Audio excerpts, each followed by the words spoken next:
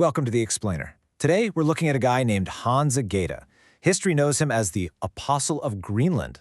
We're going to unpack this wild 300-year-old mystery that drove this Norwegian pastor out of his totally comfortable, settled life and literally straight into the freezing, perilous waters of the North Atlantic. It's a crazy story of obsession, survival, and a massive pivot that completely changed the course of an entire island's history. Okay, let's dive into this. The burning question that completely consumed Egede was simple, but really profound. Were the medieval Norse settlers still alive? See, way back in the year 985, the famous explorer Eric the Red established these colonies in Greenland. But Europe had completely lost contact with them for centuries. Basically, Egede was desperate to know if they'd somehow survived, against all odds, and, if they were still Christian. So, here is our roadmap for today. First, we'll look at the lost Norse mystery. Then, we'll cover his dangerous frozen voyage. Next, we'll see how the mission pivots, what happens when tragedy strikes the Arctic, and finally, we'll unpack Egede's complex historical legacy. Let's start with part 1, the lost Norse mystery. Picture the early 1700s, right? Maps of the far north were still mostly just blank spaces and centuries-old rumors. And right at the center of our story is Hans Poulsen Egede. Born in 1686, he was a Norwegian Lutheran pastor living a really comfortable life in the beautiful Lofoten Islands. But his faith fueled this absolute obsession. He literally couldn't stop thinking about these lost Norsemen, isolated for hundreds of years. I mean, if they had lost their faith, who was going to brave the ice to bring it back to them? 985. That's the year Eric the Red originally established those medieval Norse colonies in Greenland. So, Egede wasn't investigating some recent disappearances. This was a mystery stretching back over 7 centuries. Finding them wasn't just exploration, it was practically an attempt at time travel. Moving on to part 2, a dangerous frozen voyage.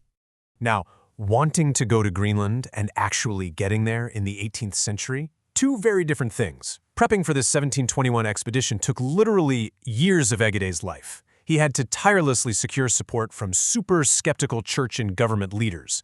But finally, he boarded a ship, fittingly named Haabet, which means hope, bringing his wife and kids with him, and they just sailed straight into the unknown. And when I say unknown, I mean absolutely perilous.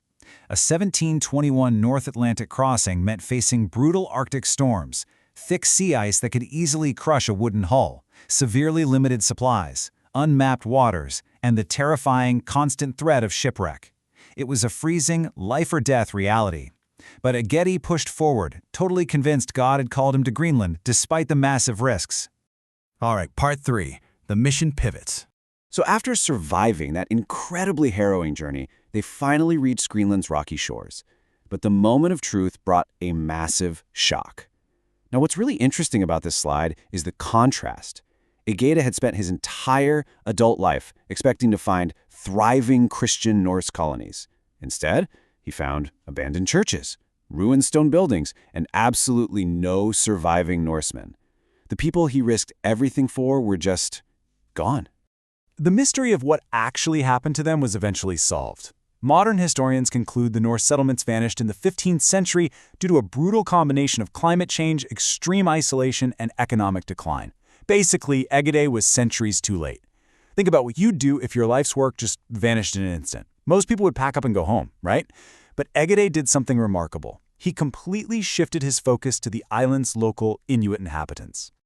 This pivot was monumental. Egede patiently embedded himself in the local community.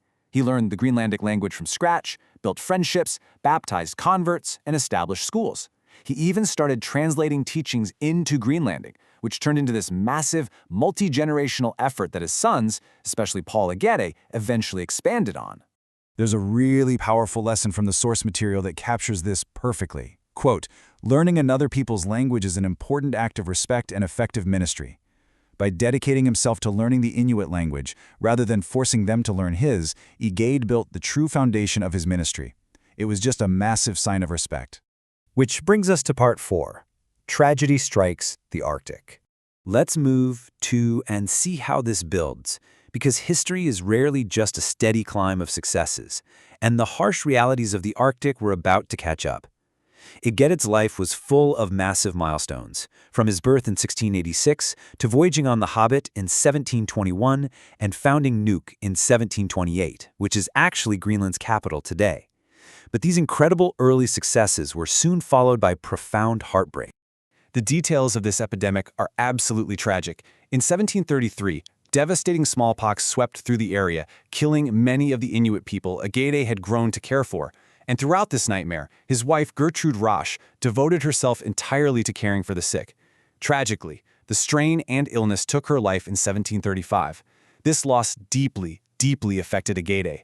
Heartbroken and grieving both his wife and his community, he eventually left Greenland and returned to Denmark in 1736. Finally, let's look at Part 5, a complex historical legacy. Back in Europe, Egede became the first titular Lutheran bishop of Greenland, helping establish a seminary to train future missionaries. But how do we evaluate his historical footprint today? Well, it's a dual legacy, and this brilliantly illustrates the tension. On one hand, you have these incredible missionary achievements, reviving Christian mission, establishing schools, and founding Nuuk. But on the other hand, we have the unavoidable colonial context. His arrival marked the start of renewed Danish-Norwegian settlement, deeply intertwining his religious mission with colonial expansion and government administration. Egede's life prompts a really thoughtful discussion about the relationship between Christian missions and colonial history. As objective learners, we're looking at a man remembered for remarkable courage, faithful service, and a genuine willingness to risk his life for his beliefs. Yet we must also honestly acknowledge the complexities of an era where religious missions frequently open the door to colonial rule and administration. So, the crucial point we're left with is this. How does a single life of dedication influence generations? And what can we learn from the complex realities of our colonial past? Hans Egede's story is this fascinating blend of profound faith, devastating loss, and complicated historical consequences. It reminds us that history is never just simple facts on a page. Thank you so much for joining me for this explainer, and I really hope this sparks your curiosity to keep exploring the nuanced realities of our shared past.